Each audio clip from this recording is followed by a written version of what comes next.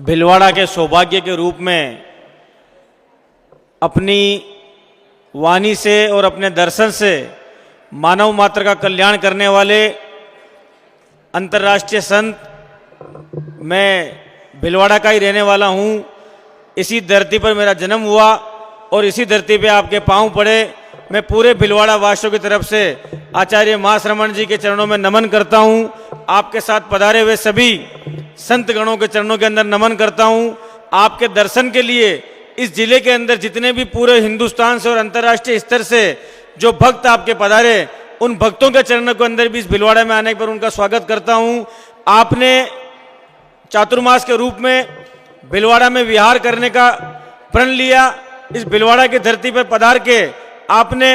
हम लोगों के अपने दर्शन मात्र से जो पाप धोने का हमें आशीर्वाद दिया, इसके लिए भी मैं आपका वंदन करता हूं गुरुवर। और मैं अपना सौभाग्य मानता हूं कि मुझे भी आपके आज दर्शन करने के, आपका सानिध्य पाने का, आपकी वाणी सुनने का अवसर हुआ। क्योंकि मैं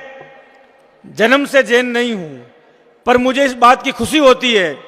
कि सिर्फ एक समाज, जैन समाज ही ऐसा समाज है जिसमें जन्म का बंधन नहीं है। जो व्यक्ति जैन की विचारधारा को अपना लेगा, जो व्यक्ति अहिंसा की विचारधारा को अपना लेगा, जो व्यक्ति मानव मात्र के कल्याण की विचारधारा को अपना लेगा, जो व्यक्ति अपने कर्मों से लोगों को सुख देने की बात को अपना लेगा, अगर वो जैन समाज के अंदर आना चाहे तो उसको जैन बनने से कोई रोक नहीं सकता। और एकमात्र ऐसा समाज जिसने अपने दरवाजे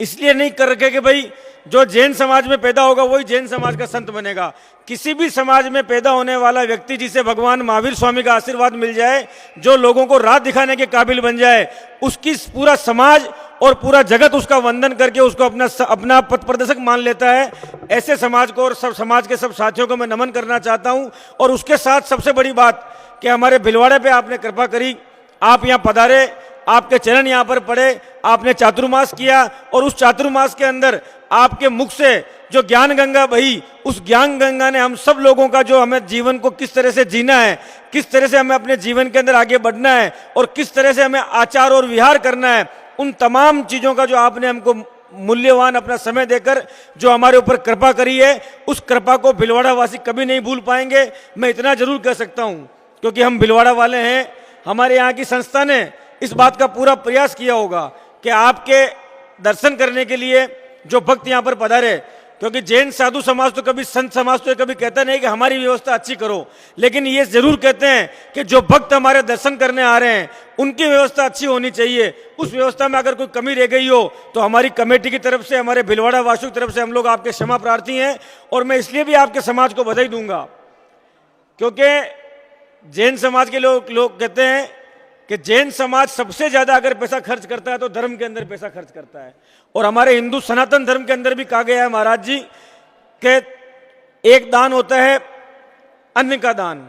एक दान होता है बहन बेटी को वस्त्र का दान, एक दान होता है लोगों की सेवा करने का दान, लेकिन उससे बड़ा दान अगर कोई होता है, एक दान होता है मछली को दाना डालने का और कबूतर को दाना डालने का दान, लेकिन सबसे बड़ा जो दान बताया गया है वो दान बताया गया पत्थर का दान। पत्थर वो जो भगवान के मंदिर के अंदर लगे, क्योंकि पत्थर की उम्र 1000 साल तक होती है और जो भगवान के मंदिर बनाने के अंदर हम पैसा खर्च करते हैं वो जब तक हम जिंदा रहते हैं, हमारी 7 पीढ़ियों के बाद भी जब कोई व्यक्ति वहां पर भगवान के दर्शन करने आता है तो उसका पूरा पुण्य